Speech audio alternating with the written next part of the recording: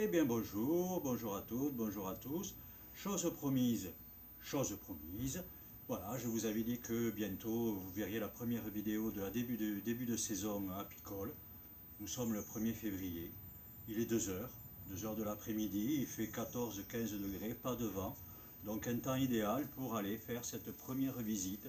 Ce n'est pas encore la visite de printemps, là la visite va consister à évaluer les réserves qu'il y a dans les ruches. Voilà comment s'est passé ces 3 semaines de froid, ce mois de novembre qui a été avec beaucoup de brouillard.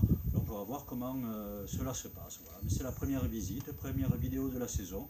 Et nous allons, comme ceci, donc faire, écoutez, les 6-7 mois que va durer cette saison apicole. Alors là, c'est vraiment le début, il n'y a pas énormément de choses à faire, mais ce qu'il faut faire, ce qui est à faire, il faut le faire. Donc évaluer ses réserves et éventuellement donner à manger. Et bien présent. Alors le matériel, qu'est-ce que je vais vérifier? Alors montre un petit peu là. Alors c'est mon lino qui ferme, mon petit titou, voilà, que je présenterai. Et au fait, on n'a pas présenté cette abeille qui s'appelle. Tu t'appelles comment, toi?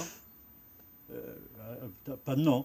Eh bien écoutez, si vous voulez lui donner un nom, c'est le moment, voilà, n'hésitez pas. Il y en a un qui est déjà pris, vous vous doutez bien, Maya est déjà pris, donc on peut faire preuve d'un petit peu d'originalité, mais si vous voulez lui donner un nom, sinon ça sera mascotte. Et puis voilà, ça ira bien, elle nous accompagnera, on la reverra très régulièrement. Bien, donc mascotte est avec nous, il y aura mon petit Titou qui va nous accompagner, qui pour l'occasion va être filmeur, il sera monteur et il va faire également ses débuts en apiculture. Voilà, vous le verrez, je le prendrai. Hein. Un petit selfie, fais-toi un petit selfie, Lino.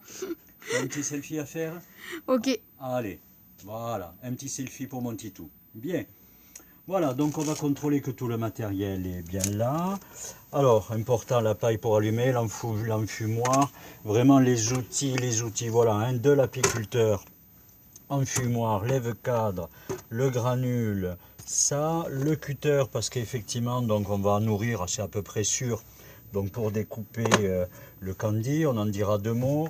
L'allumeur, qu'est-ce qu'on a? De l'eau. Important d'avoir toujours de l'eau avec soi.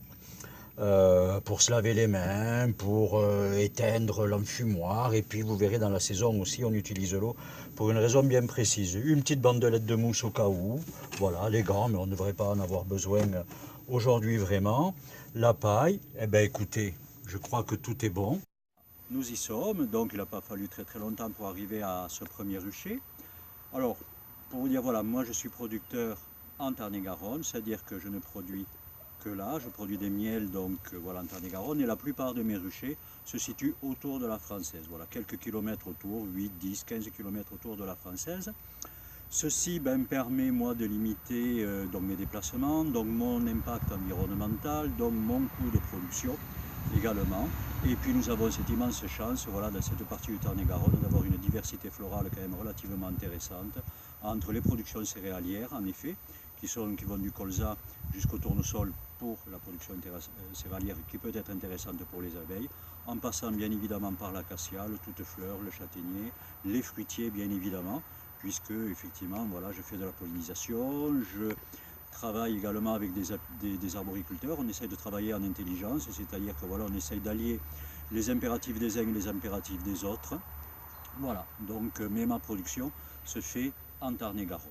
Bien, alors, écoutez, la première des choses que l'on va faire, on va maintenant allumer l'enfumoir. Là, on en voit, vous les entendez peut-être pas, mais ça sort. Et des abeilles sont là, elles sortent, il n'y a pas de souci.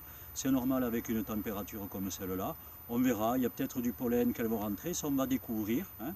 Mais dans un premier temps, donc ça va être l'allumage de l'enfumoir. Voilà. Voilà, donc on va allumer l'enfumoir. Dernière petite chose que j'ai oublié de vous dire dans les vérifications qui sont à faire, avoir un portable sur soi, en tout cas moi je le prends, voilà, hein, et un petit carnet que j'ai là, qui va me servir pour la prise de notes. Hein, voilà, quand il y a toujours des petits trucs à noter, comme voilà, hein, moi j'ai une mémoire qui est défaillante, au moins je suis sûr de mon petit papier. Bien, donc l'enfumoir, voilà, c'est quelque chose d'assez classique, bien pensé, hein, à bien nettoyer, à entretenir son enfumoir. Après, en fonction, bien évidemment, il y a des enfumoirs plus ou moins grands, vous le savez. Ça, c'est en fonction du temps que vous allez passer. Alors moi, pour l'allumer, c'est pas très compliqué, mais c'est toujours un petit moment d'émotion, hein, allumer l'enfumoir. Ça marche pas à tous les coups. On va voir si aujourd'hui ça ça veut bien marcher correctement. Donc moi c'est une paille classique, une paille d'orge, mais peu importe, hein, que je mets, voilà. Donc on souffle, on fait descendre la paille gentiment, hein. On la fait prendre, et puis je vais commencer à rajouter les granules tout en continuant à souffler, hein, pour assurer une bonne... Alors la fumée c'est excessivement important, hein, parce qu'une fumée trop faible, ben, les abeilles, il y a des chances pour qu'elles piquent, voilà, parce qu'il faut une fumée. Une fumée trop importante et surtout trop chaude, mais ça vous le savez certainement, si vous ne le savez pas, une fumée trop chaude n'est pas bonne non plus, ça va les rendre agressives. Donc la fumée est quelque chose d'excessivement important à surtout ne pas négliger.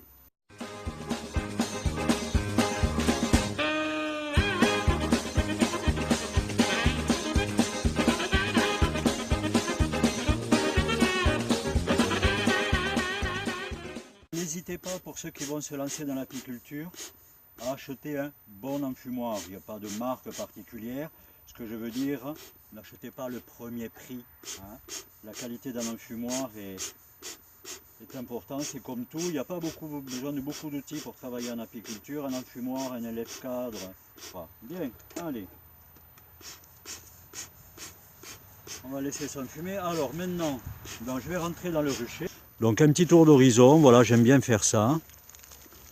Regardez comment ça va. Mais de toute façon, on va découvrir au fur et à mesure. On ne peut rien dire encore de cette sortie d'hivernation. Enfin, où on n'est pas tout à fait sorti, on ne peut encore rien trop en dire. Mais ça peut nous donner une petite idée. Il y a de l'activité en tout cas.